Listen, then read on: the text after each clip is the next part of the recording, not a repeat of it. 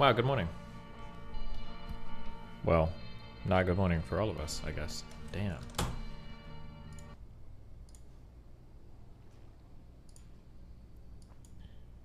Max's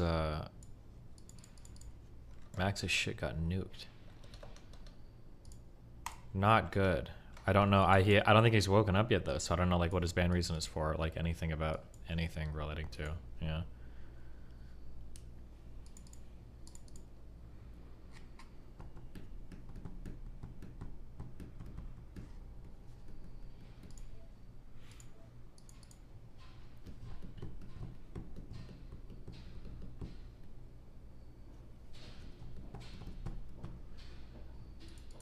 Where did it get nuked? His second channel got banned. Oh no. These belts are upgraded, but the space ones aren't. Not good. Mel?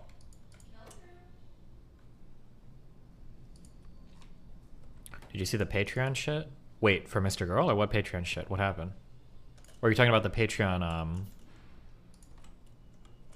their security team getting fired or whatever?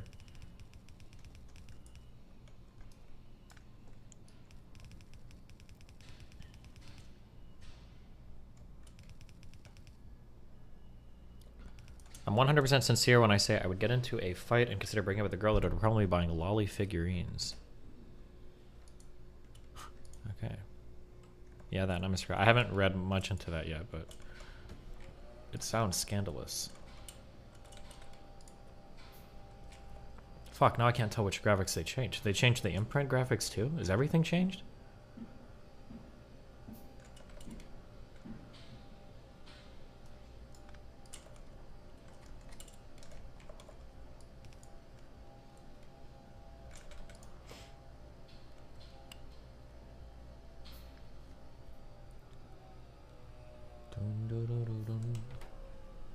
Shooting with full context.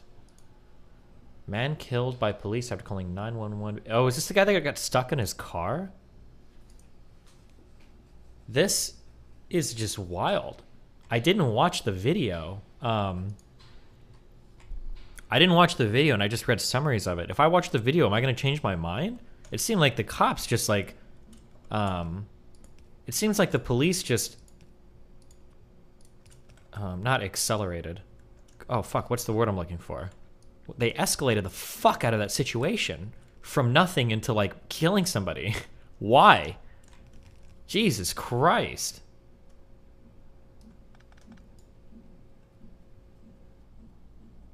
He didn't get stuck in the car. He locked himself in and he tried to stab one of the cops. Okay, he might have tried to stab one of the cops, but, like, it seems like they only got to that point because they were so unbelievably fucking reckless up till then. He sounded a little bit crazy. He sounded like he was having some mental health shit going on or something. But, like, it's one dude locked in his car. Like, nobody was in any threat. Nobody was in any fucking danger. Like, there was... I just don't see any fucking reason why that had to turn into the dude getting killed. It just seemed so fucking wildly stupid to me.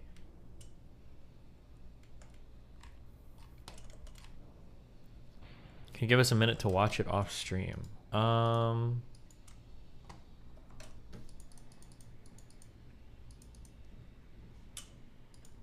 you see any violence on this? This guy called because he's stuck in his car. The guy seems a little crazy from the...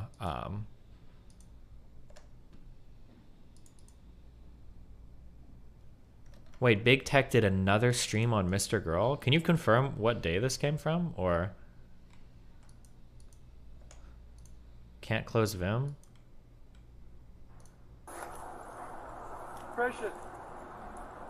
Unless the reports were lying, I also read that that he offered to throw his knives like out of the car and everything. Apparently he does like rock sculpting or some shit, so he's got like a hammer and 2 knives.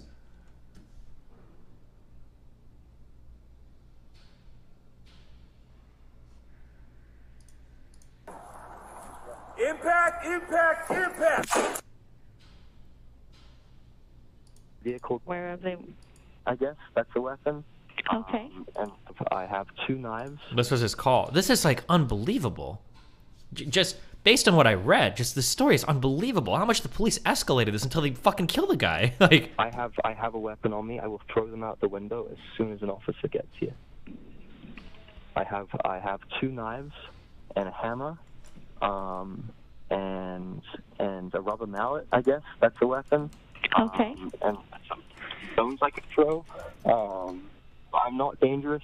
I will keep my hands completely visible. Both cars, be advised, this party is stating that he has weapons in the vehicle with him, 2 knives, a hammer, and a rubber mallet. He did state that he would throw them out of the window as soon as officers got on scene to make you feel safe.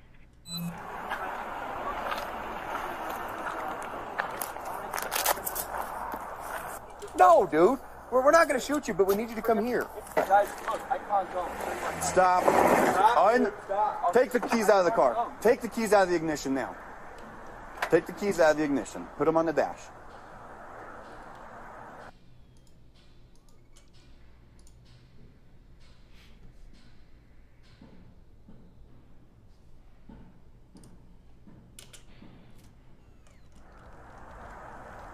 Please push me out, ram me out, and I'll follow you to a police station. Can you do that? For what?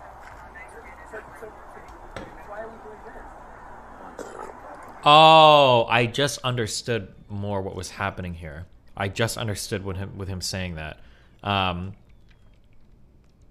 Did you see my message about your bomb threat tweet? No, Nikki, yes. Repost it.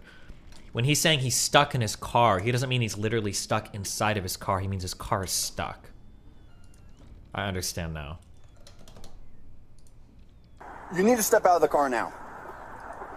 Step out of the car now. That's a lawful order. Step out of the car. You'll be removed from the vehicle. Step out now. You don't need to be terrified. We're out here to try and help you and have a conversation, okay? You crashed your car. I crashed, yeah. Okay. What did you take tonight? Any drugs?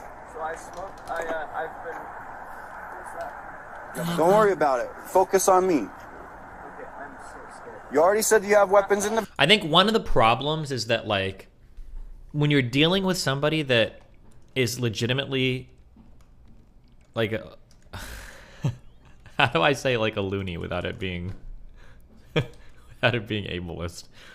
When you're dealing with an actual crazy person, a lot of the things they say can come off as, like, excuses that people make when they are, when they're, like, trying to, like, buy time to, like, fuck with you.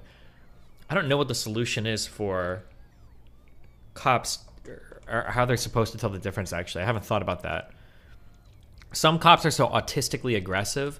Some cops are autistically aggressive, but it's also because they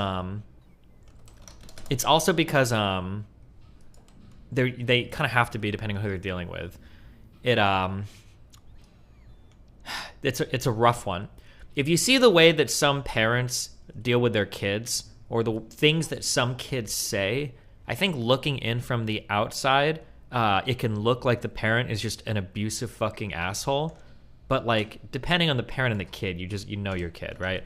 Like, there'll be times where Nathan is like, all right, Nathan, time to go sleep. I'm not tired. I'm hungry. I really want to eat. I don't feel good. And it's like, dude, fucking go to sleep. I know you're making this shit up. But, like, if you're looking at it from the outside, you might just look at it and be like, oh my God, your child is starving to death. Your child he's in pain. Why are you forcing him to go to sleep? This is torture. It's like, no, he's just fucking making shit up. Are you serious? Right? Like, you can tell sometimes when your kid is just, like, fucking with you.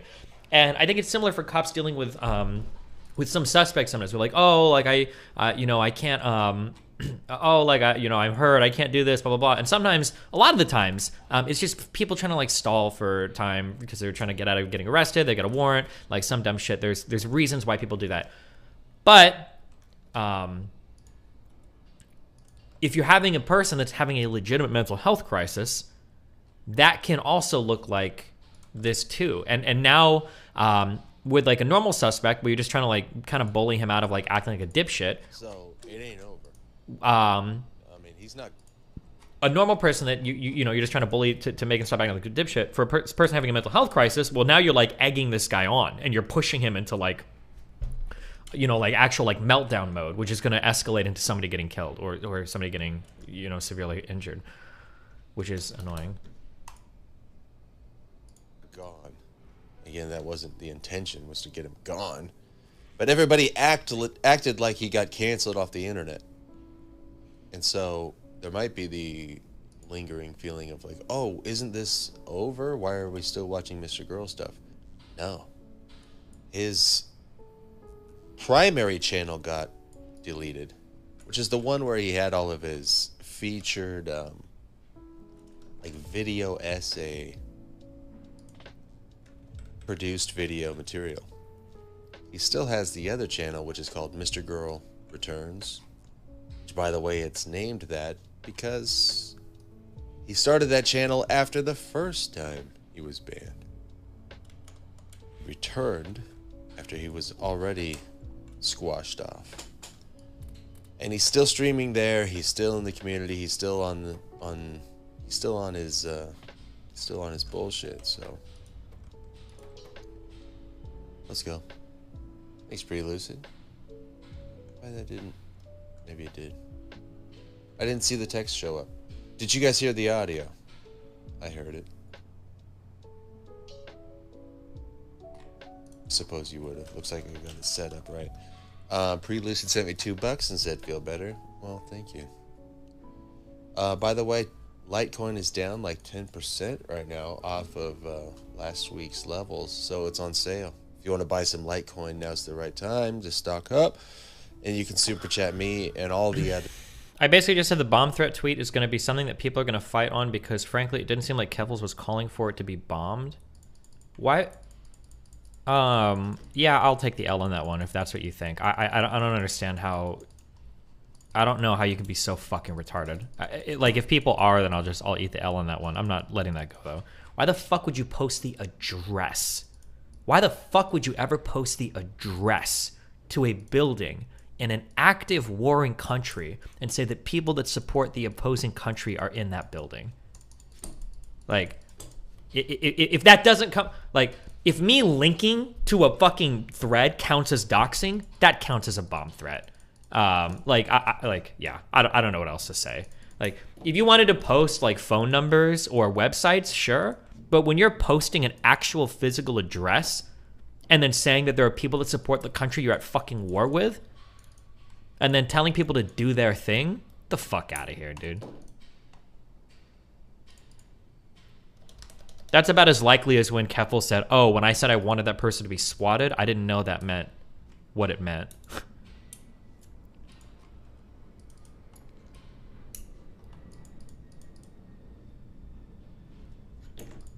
The office is in Kiev. Ukraine wouldn't bomb an office in their capital city, which is under their control. What do you think you're calling? Why would you ever post the address?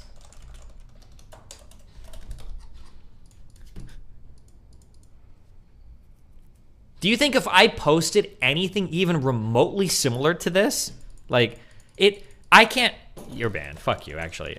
I'm gonna be honest with you. I am only human. I actually can't take the, I can't handle double standards like that. That's fucking wild. Where you guys like run around and police the fuck out of me so fucking hard on every single thing I say. We're like, well, you misgendered somebody 6 years ago, Destiny, so people can reasonably interpret you as being like literally a Hitler of the trans people. And then like somebody can post an address to a building and say that like enemy combatants use this to spread propaganda to destroy your country and an active war is gonna be like, well, Destiny, it's not like they would actually legitimately bomb an office. Like, fuck you, get the fuck out of here. That double standard is way too much. Like, absolutely not.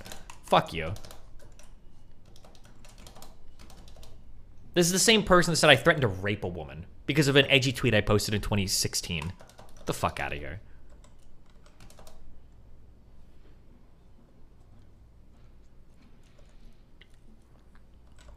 I predict you will disagree with all of chat regarding this thread.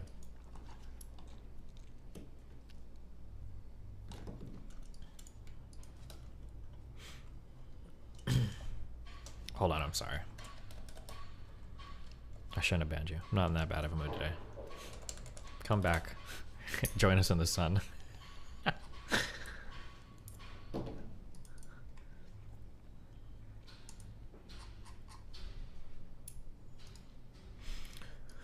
What is this? Your education level, sophomore in college. LOL, that better be a joke. You're a joke. Ha ha ha. You're a sophomore dropout and I'm a data scientist. Any high schooler can make up the difference. I just started college because I was in the military for 6 years. You're a loser, LeMayo. Good luck. What is the convo before this? The girl seems like an asshole. What am I supposed to say?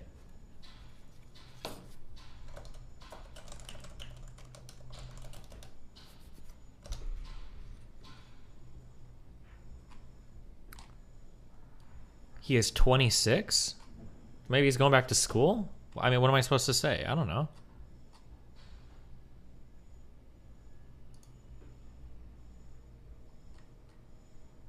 Yeah, also, what? Dude, I'm not trying to do the conservative thing where they talk about made-up jobs, but there's a couple things where when I see people say it, I don't know what the fuck they do. What the fuck is a data scientist? Are you somebody that, like... Are you like a developer for really complicated backends where you manage like enterprise level data shit or whatever? Or are you like a secretary? I don't know what the fuck data scientist means. I don't know what that means.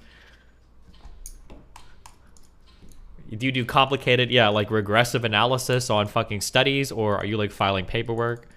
Do you run an Excel spreadsheet?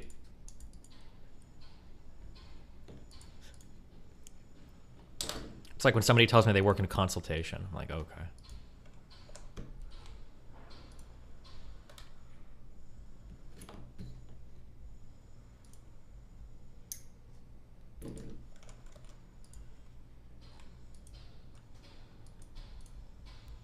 Have a jam session with Lonerbox. He plays the guitar. Does he live in Miami?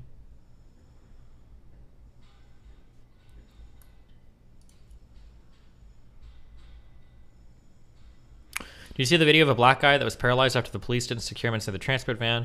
After they take him out of the van, it's the perfect example of what you were saying earlier, where the police treat him like he's just stalling, but in reality he's completely fucking moving on. Data scientist develops new algorithms and models to develop automated solutions. Highly statistical and Python-based. All of the, bro, any of the fucking people that get thrown into vans and, like, injured, that shit is wild. I feel like every cop should get fucking charged and fucked on shit like that. That's just insane to me. Keep up the good work, DGGL.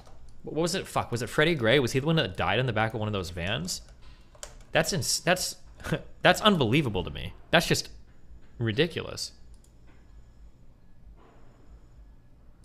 I don't even know if Freddie Gray did anything wrong. Where they purposefully hit your head on the car? No, they stick them in the back of these vans that are like fucking...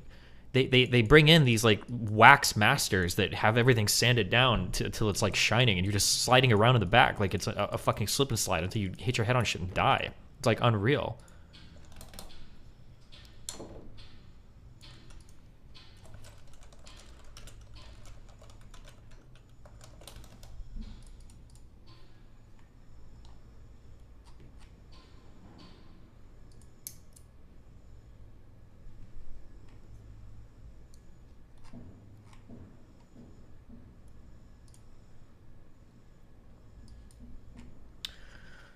Police encountered Freddie Gray on the morning of April 12th, 2015 in the street near Baltimore's Gilmore Homes housing project, an area known to have high levels of home foreclosures, poverty, drug deals, and violent crime. Approximately 3 weeks prior to the incident, Mosby has requested enhanced drug enforcement efforts.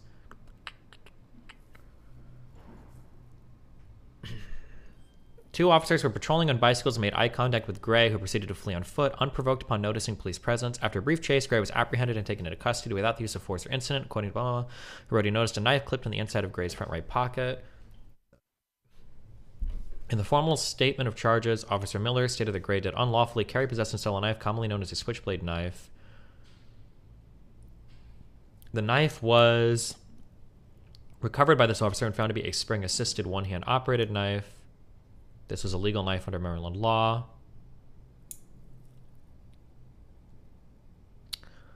I think you can,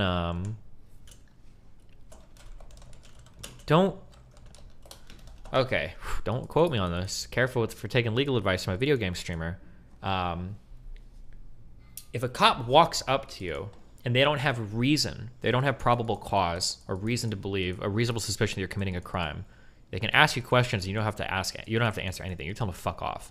Cop's like, hey, what are you doing here? You're like, oh, I'm jerking my fucking dick off. I'm fucking your mom right here in the street. Now, if they think that you've done a crime, then they have the right to detain you, perform an investigation, ask for ID, etc. But otherwise they can't.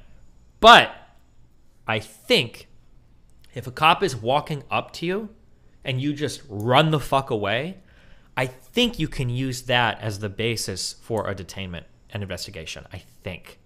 Like, if a cop is walking towards you and you turn around and you just run, I think they're allowed to chase you down, and then they can detain you, ask for an ID and everything. I think. So be careful.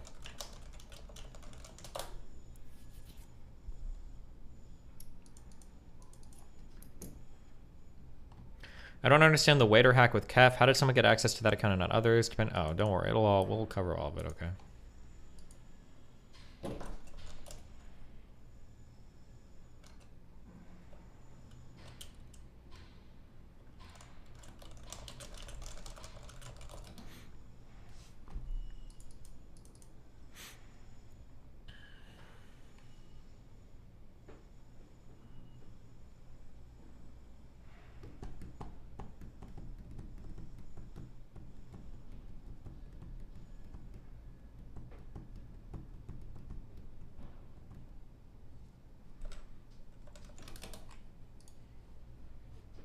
If you see something, say something.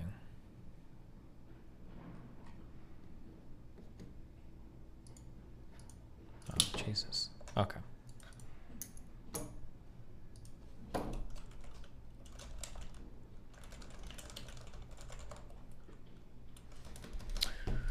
How's the crackhead work ethic going? I started yesterday. Starting is always the hardest part. Once I start, I get going though. So I think I'm done with like 1 of 4 sections. We're working on it. It's coming along.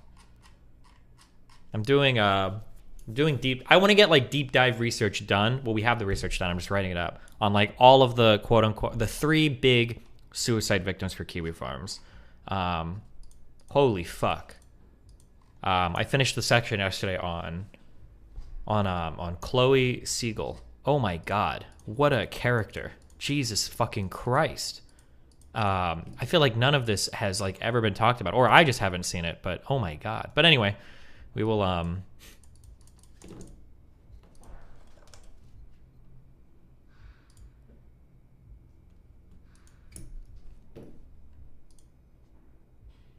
oh, fuck. I think my Twitter just got hit. Rip. The Keffals assault begins.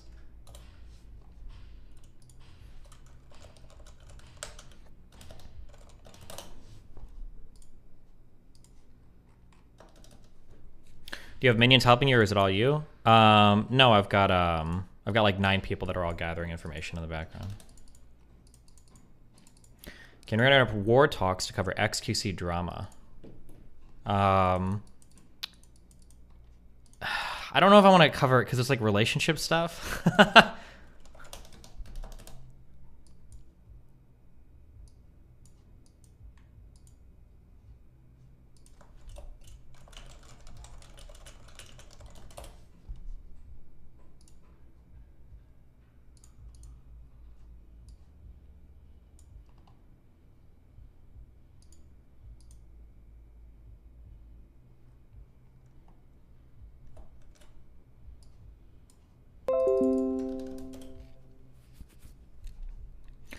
You covered Poke Shit, why not this? Well, the Poke stuff was different because everybody was like super public with it. The XQC stuff seems weird because Adept seems like she wants to keep everything quiet. I'm not sure. We'll probably go over it a little bit of today, but...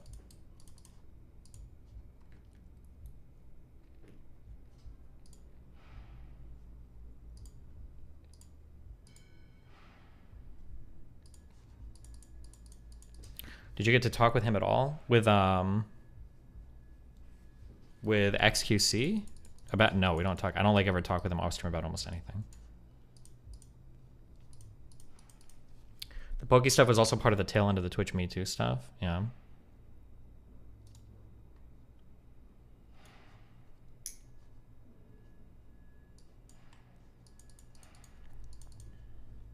Are you afraid you're going to get banned as well? On YouTube? No. The Twitter is always at risk because of the ban evasion stuff.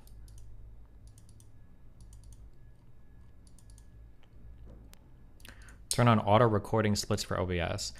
The only reason I haven't used like the auto recording thing for OBS is because when it splits a VOD, like when it stops and it starts, Hold on, let me see. Sometimes there's like a pause in between, and I'm worried that if I'm doing something like important, that it'll like cut out like a second or two or 5. I don't know how long it would take.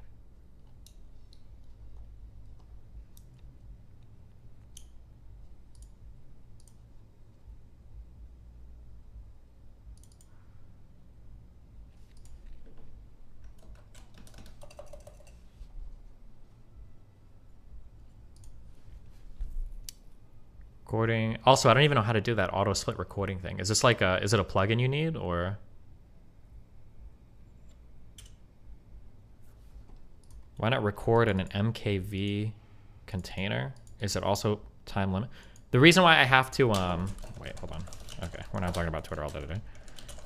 The reason why I have to split the recording is because, oh shit, true, hold on.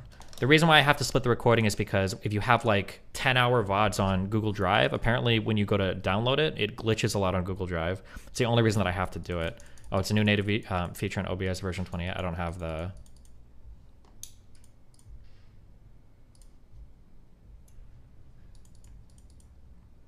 I can't get the new one because it doesn't work with my shit. Go in settings and request your full GDPR memes.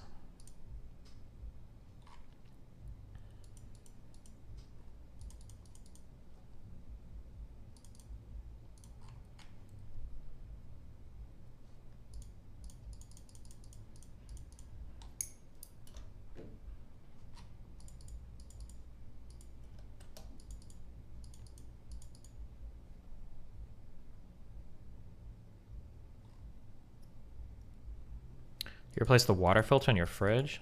I only live in places for a year, okay? They can do that shit. Oh, and we just gifted 10 memberships on YouTube. Thanks, bud.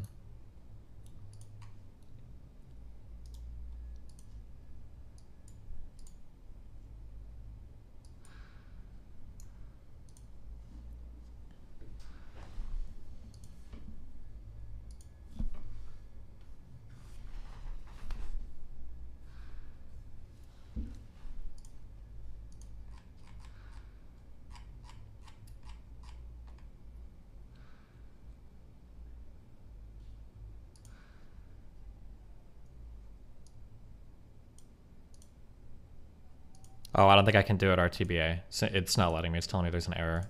It probably doesn't let you do it if your account is suspended.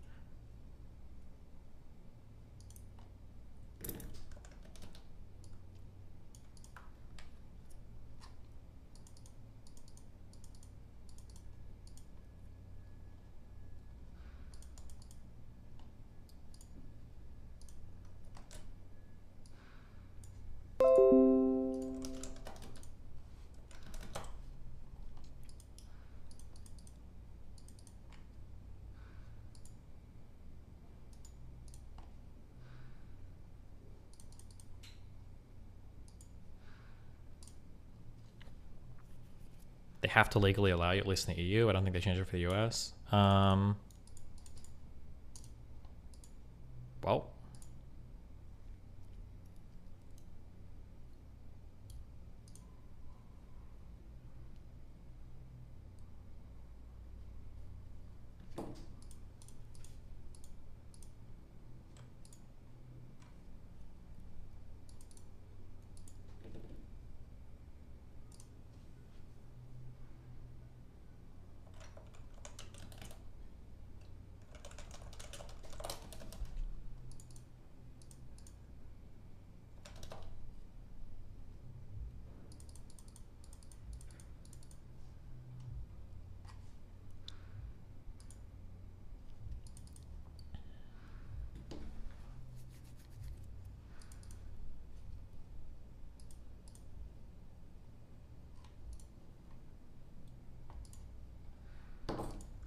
Hold on 1 second.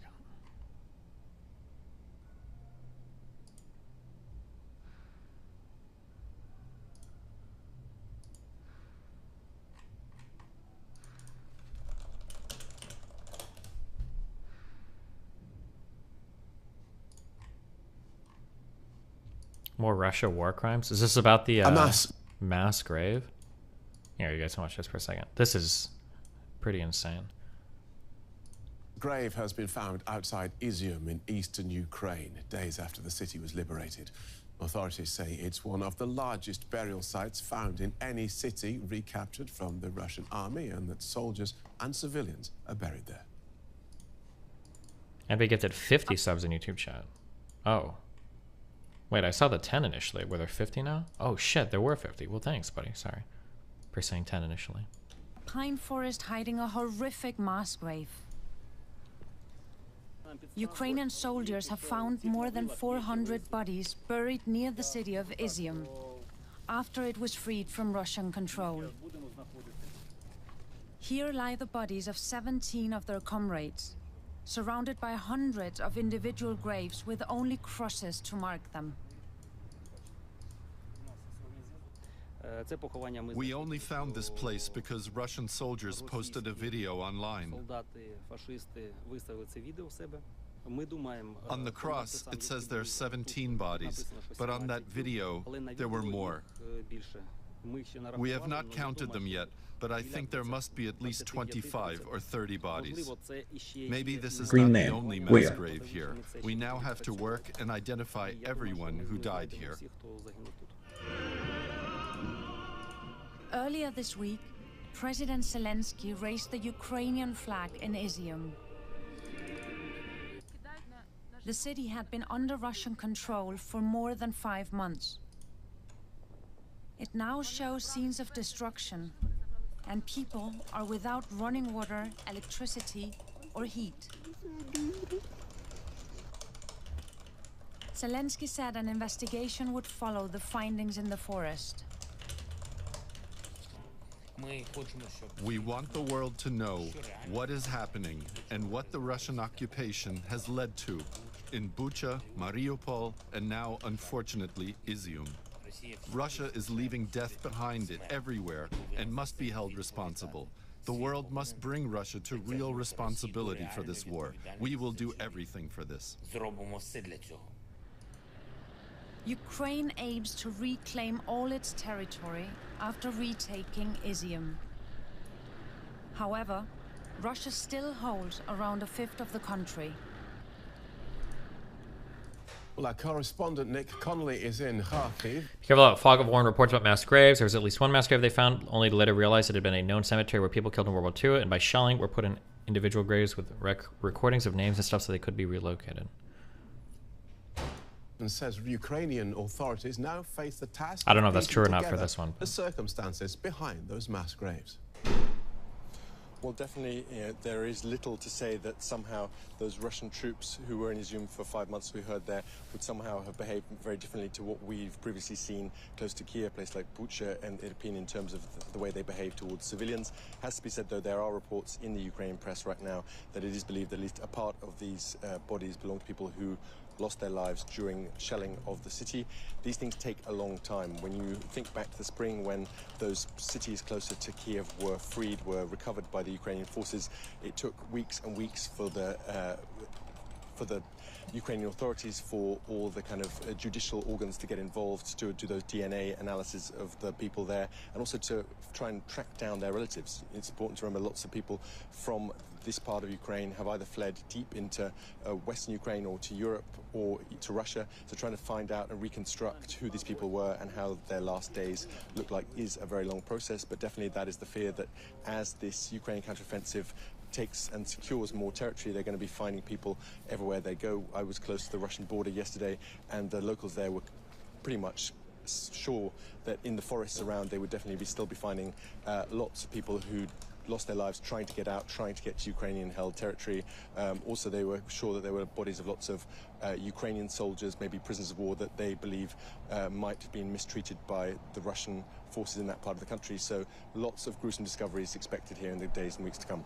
Right, and the Ukrainian counter-offensive, have Ukrainian forces been able to maintain their momentum? It is ongoing. Obviously, for now, the Russians have been able to kind of take up more stable new positions using rivers and other bits of kind of the topography of this part of the country to make things easier for them to defend. And also now, we have seen that the Ukrainians have now hit Russian positions kind of southeast of Kharkiv towards Donbass, where the Russians are better set up, have more in the way of supplies and better trained troops. But this is ongoing, and we definitely have seen now that without this Kharkiv region, without this kind of way in to supply its troops in Donbass, Russia's having real trouble, and we're seeing Ukraine making real progress around the city towards Severodonetsk, that city that earlier in the summer was such an important but very hard-won victory for the Russians. So a sense that Ukraine is on a roll, but maybe the next couple of weeks are not going to be as easy and as fast as what we've seen in recent days. Okay, thank you for that, Nick. Nick Connolly in Kharkiv. All those mass graves in Izium were discovered following sweeping advances by Ukrainian forces. President Zelensky says Kyiv's troops have recaptured around 8,000 square kilometers in the east. At some point, if so many war crimes come out to be true, do you think they'd be held accountable by the UN or anyone else? I think with the structure of the UN, there's not going to be much accountability for stuff like this when it comes to like a major power, right? The United States, China, Russia is never really going to quote unquote be held accountable. I don't think you even sanction for stuff like this, right? Usually you just like make a condemnation thing or something. East of the country. The area in solid blue shows Ukrainian gains over the last 2 weeks, while the striped region is still held by Russian forces. We can look at this closer with Jenny Mathers, who's an expert in Russian politics and security and a senior lecturer at Aberystwyth University in Wales. Welcome to DW. How's Mr. Putin likely to react to these latest defeats? Well, what's interesting is that so far he hasn't made any direct response. He's made no public statements about the Ukrainian counteroffensive, and he's really left it to other people to try and explain it away. And that means that there hasn't been any clear line from the Kremlin. So different spokespeople are saying different things, emphasizing, for example, that the military is simply withdrawing, regrouping, or blaming NATO, claiming that NATO forces are actually fighting in Ukraine, and calling perhaps for an acceleration in the attacks on Ukrainian civilian targets. So there's been a very diverse response from across different aspects of Russian sort of officialdom. And does the lack of a response from the top tell us anything? I think it tells us a great deal. I think it tells us that the Kremlin is in a certain amount of disarray and confusion. And perhaps. Wait, have you guys seen the list of all the people that are dying? That are like Kremlin or that are Russian oligarchs and shit? Is that like more than normal? Or I've seen this list posted around Reddit a ton, but I don't know if it's actually like...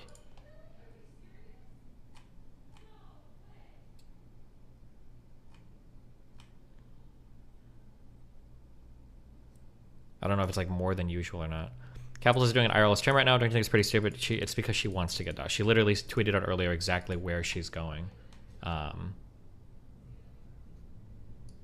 She's hoping that people like either call in a SWAT or something so they should get more money. 2022 Russian businessman mystery deaths. Multiple unusual deaths of Russian-connected businessmen occurred, of which most were suicides. A number of commenters have suggested the circumstance of suicides appears to be suspicious and may have been staged. Apparently, there's been like a lot of these people that have died within like the past several months. But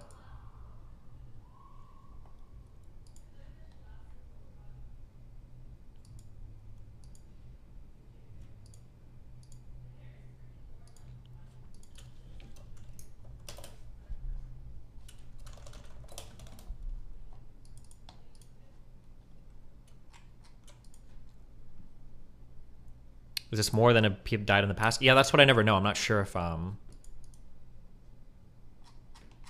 because like maybe maybe oligarchs and shit are dying all the time. I'm not sure. Who knows? Jesus Christ.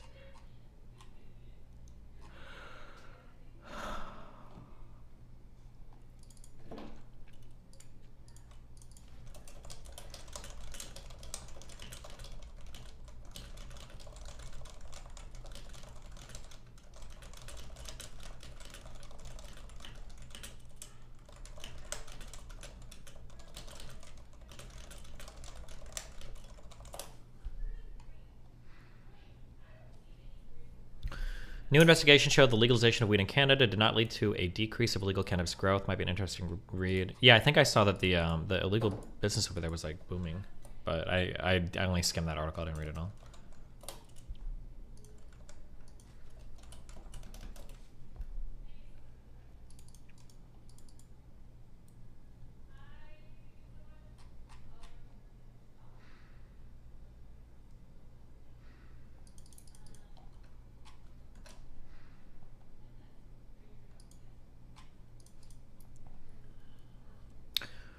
Perseverance rover finds organic matter treasure on Mars. What does organic matter mean?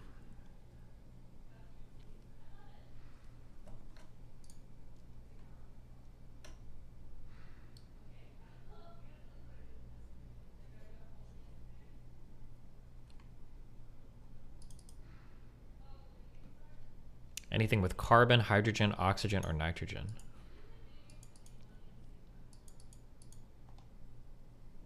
Hash free Max, hash free the on the liberal.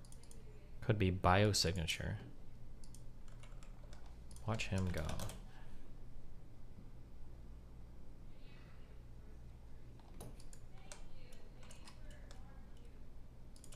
In shock.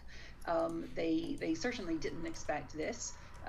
Dramatic counteroffensive of great success and a humiliating defeat by their own forces in Ukraine. At every step of the way, this war has not gone the way that Putin and his supporters have wanted it to. And so, perhaps he's hoping to just get on with his other business and then, hope for better news to come.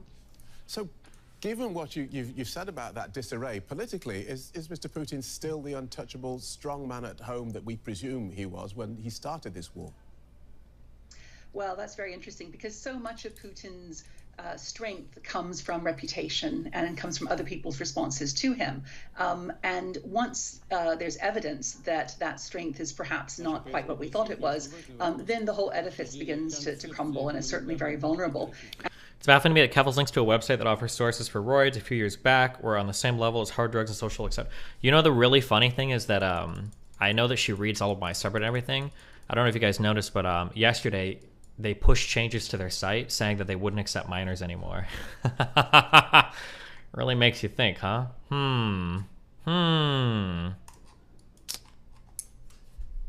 But that'll all be part of the manifesto, no worries. And he's been, not he personally, but the regime has been the subject of very harsh attacks now from the more hardliners in Russia, the nationalists, the people who are ultra extreme in their views in terms of their support for the war and really want more. Wasn't that their main advertising? Yep. It was to help minors get HRT. But if you go to the website now and you click do-it-yourself HRT, this site is intended to be used by adults only. If you're under the age of 18, please exit this site immediately. They changed this. Please tell me you archived the old site. We're archiving everything. Don't worry.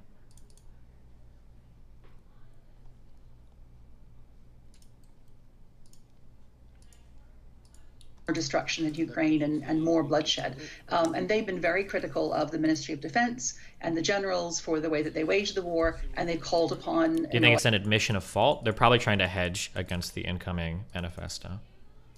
A national mobilization of the country, of the economy, of the armed forces, and so on, which is definitely something that Putin has been trying to avoid. So he is vulnerable, I would say, to these kinds of attacks and pressures from the nationalists and the hardliners. Right, and a quick word about his meeting yesterday with the Chinese leader Xi Jinping in Uzbekistan. How important is that relationship now that Russia is so isolated from most of the rest of the world? It's really vital as far as Putin is concerned. He wants the world, and particularly the West, to see that Russia has strong friends, that Russia is close to China, because, of course, China is, apart from the U.S., the leading power in the world. And so, Russia wants to be sure to be seen to be close to China. China, however, has been quite careful in its relationship with... Why does it seem like Russia always historically takes some schizo paths? Like, can't they just chill? It's not like they're communist and ideologically against globalism. So I saw something else that kind of reinforces my opinion about this. And it had to actually do with famines. Starbucks hot cocoa is god tier. But if you like mint, try peppermint added. Hope you have a good day, senpai. So I think that if you're a democracy, I think that you have a lot of like built-in safeguards against just like wild, crazy, and stupid shit. And I think that if you're like some kind of like autocracy, I think it feels like you're susceptible to a lot of dumb shit. That's a very, very general feeling that I get. Apparently, like something that I read, was this a study or was it an article? Fuck, I don't remember. But it basically went on to make the argument that like famines should never happen. Like if they happen, it's always like a planning failure. And another thing that was interesting is that famines don't usually happen in democracies. They almost always happen in like autocracies or these like totalitarian regimes where the government controls everything from the top down and it's like single party rule and shit. And yeah, I don't know. It looks like it feels like when you look at a lot of the failures of Russia, I wonder how many of these can be attributed to the style of government in and of itself. But it's interesting, I'm not sure. With Russia during this war, it hasn't provided, direct, clear support. It hasn't provided direct, clear condemnation. You're sort of trying to walk the line. And so I don't think that President Xi of China is going to give Putin everything that he wants by any stretch. Thank you so much for that. That's very clear. Jenny Mathers from Aberystwyth University.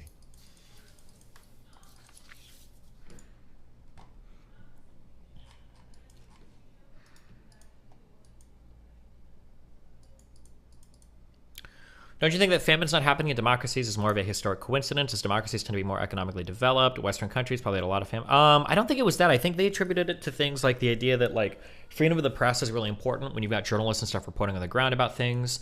People are more likely to know what's going on, and that like obviously leadership is going to be changing pretty substantially if you're starving to death a lot of your citizens. But yeah, who knows? First time donating. This is for your friend, Rip.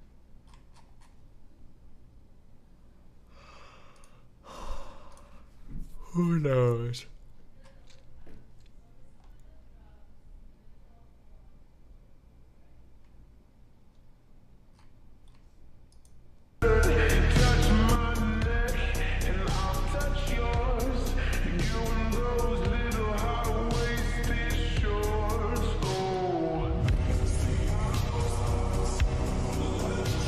Wait, what? Hold on.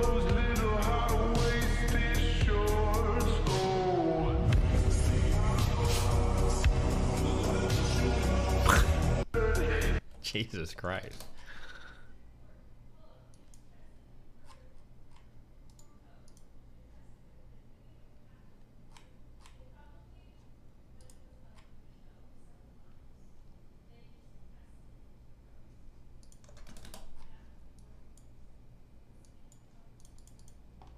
I'm gonna need a quick 900. Sure. Link me the... Oh, I already got this open. Hold on.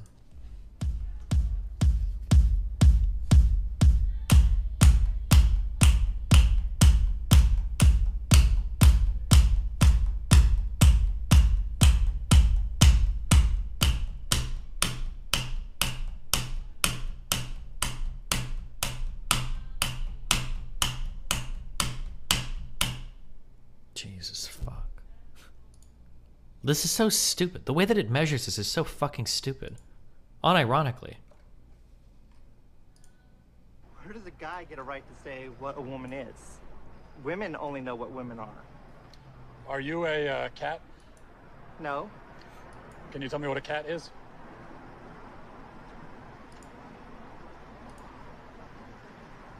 This is actually a genuine mistake. I am sorry I even came up there. You want to tell us what a woman is? Good one.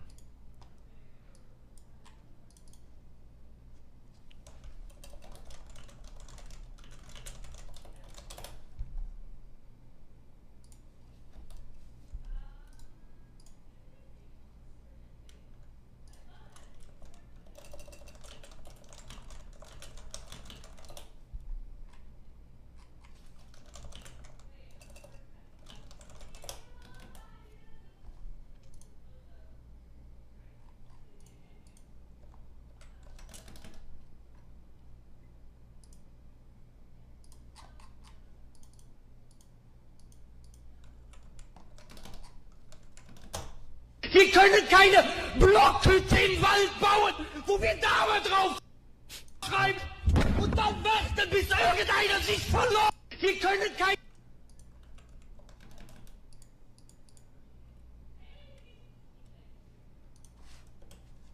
Guns don't kill people. People kill... I don't know what I said wrong to get banned frowny face, sorry. I didn't mean to be toxic or anything. Damn, I don't know why you got banned, dude. Guns don't kill people. People kill people. As a matter of fact, if the gunman would have had a knife, he could have Good shit, stabbed Destiny. 100 people to death. Could have stabbed 100 people? If 100 people ever got stabbed at the same time. Why? Whoever edited this, why the fuck would you jump cut the entire fucking performance? Oh my god, why would you ever do this to a comedian? Why would you do this? In the same place by the same person. You know what that would mean? 97 people deserve to die. What, you just watching this shit? Oh shit, somebody got stabbed. Oh, they stabbed somebody else. Oh, he stabbed somebody else. Oh, he getting closer. Oh, he stabbed me. I didn't see that coming. Jesus. To fit in the length of TikTok? Can't you just do 2 TikToks? Can't you do a back-to-back?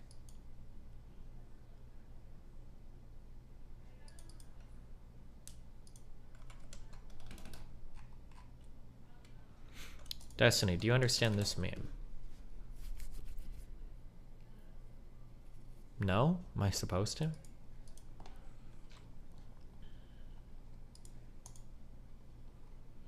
Isn't it cringe how adept is fine with XQC getting hate thread? We would have to wade into so much shit to like break this down and understand it. He means well. You don't know what he means. No, he doesn't have to protect himself, actually. Again, he is saying shit out loud to try and manipulate the public in a way. You guys have no idea what we broke up for, why, when, how. You guys don't fucking know anything other than whatever he is saying. And this is exactly why this is fucking bullshit. But these people don't look like that. Oh, it's Actually disgusting. She does, though. Anyways, I'm gonna play the fucking game because this is actually fucking disgusting. Alright, sorry, I had to read some shit. There's just like, I'd be very careful staking out any strong claims because fucking literally anything could have happened. XQC could have literally cheated on her, and then we find out, and now if you're an XQC stan, you're gonna look like an idiot. Or Adept was being really selfish and just wanted him to get shit on the entire time, and if you defend Adept, you look like an idiot. Like no one, who knows? There's not enough information to figure out like why they broke up, so I don't think it's worth speculating on. Age of Empires 4. Listen, I played a little bit, okay? How about it? My best circle is 98.3% perfect. Can you draw a perfect circle? Draw a circle around this. Oh my god. Hold on. DGGL.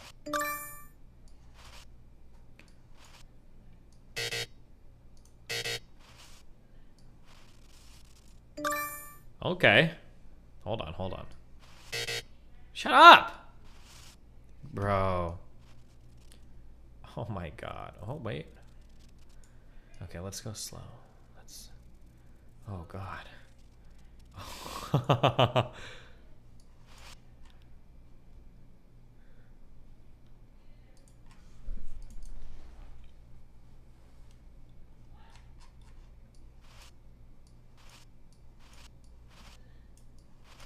Whoa! Okay, fuck.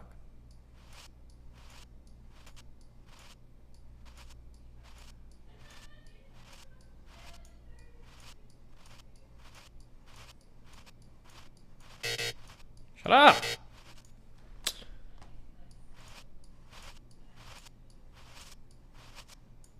Okay.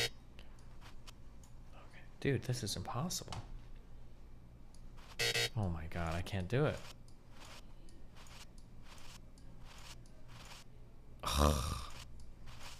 Oh, shit!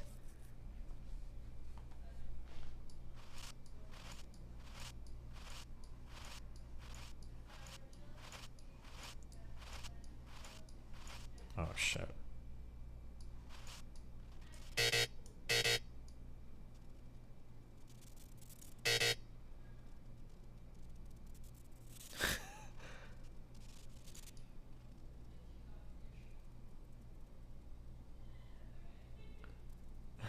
Is this cheating? Oh, what?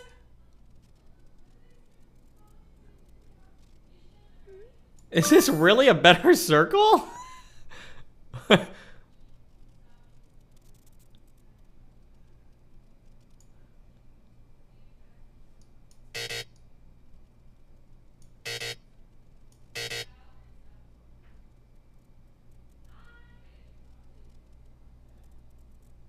Oh my god, hold on, I found the hack. Hold on.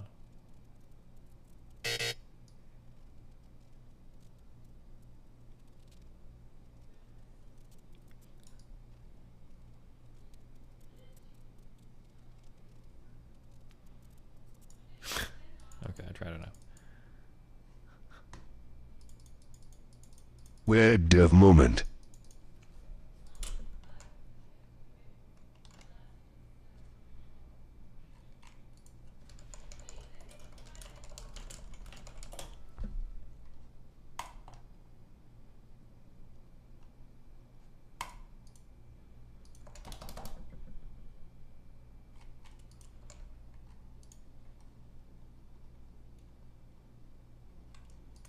Facts still stand that he already did not want to go weeks before. Yes, weeks before.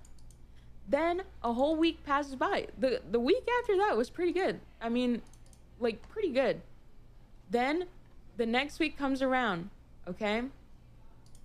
There was something that me and Felix did, and I think that it really set off some shit, okay? Is this gonna be Facts still stand. just insane amounts of vague posting? Is that...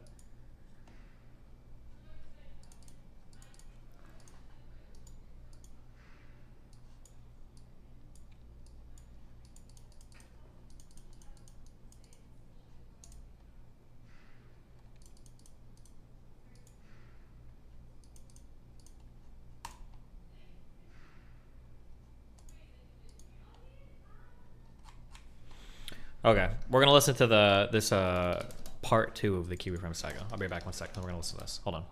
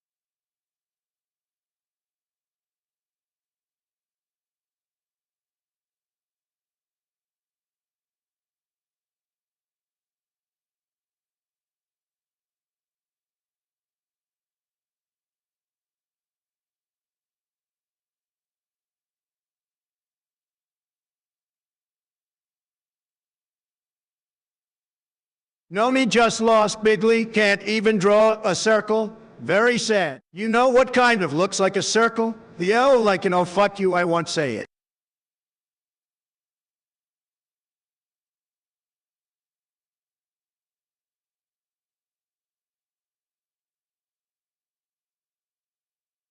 Rest in peace, the omni-liberal. Shout out to his family.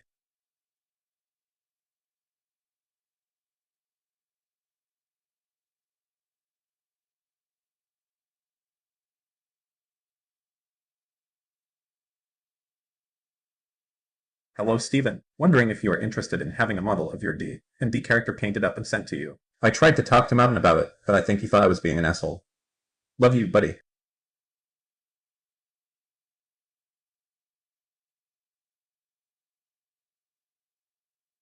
You know what time it is. MMM. Woo. MMM. Woo. MMM. Woo. MMM. Woo. MMM. Woo. MMM. Woo. MMM. Woo. MMM. Woo. MMM. Woo. MMM. Woo. Pepe stays winning. Kill yourself, ye farmers. Jump into this endless abyss.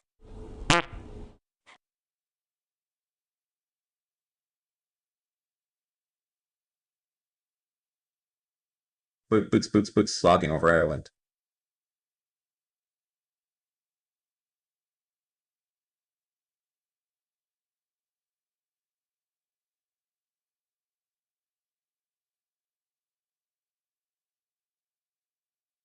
Hey, Destiny, have you clothes been lately?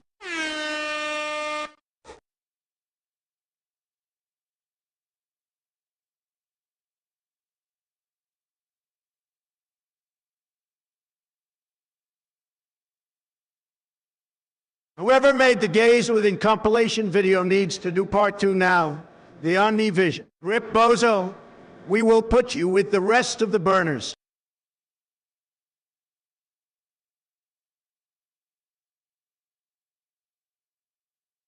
Obama alert.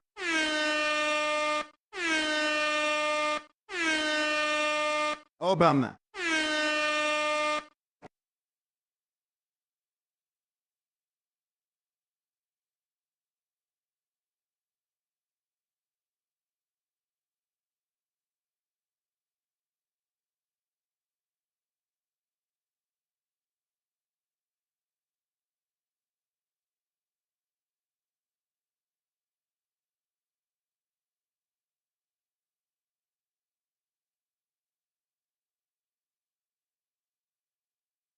R.I.P. on the liberal Twitter. I think we know who was responsible.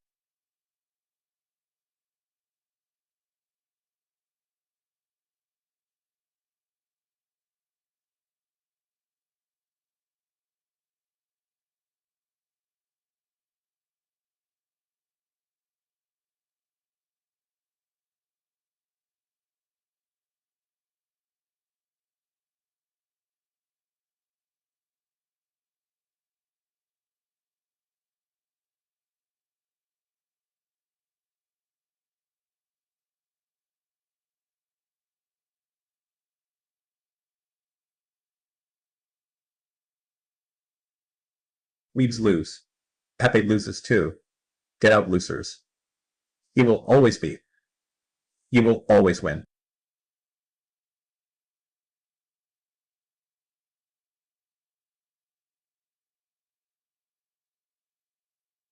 Destiny is a woe. Man's name. Woo, yeah. Woo, woo, woo, woo, woo. LLL. LLL. LLL. LL. LL. LL. LL. LL. LL. LL. LL. LL. Oh, woo, woo. Woo. Oh, woo, woo, oh, woo. Oh. Oh.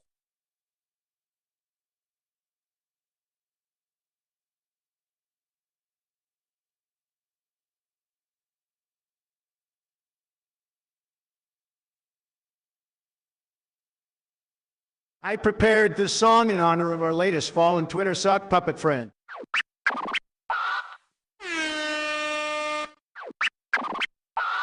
Oh.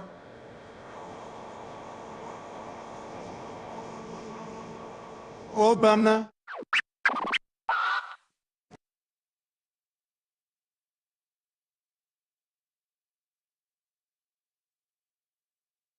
Pepe always wins. Why Risky will die alone and afraid. MMMM. MMMM. MMMM. Oh.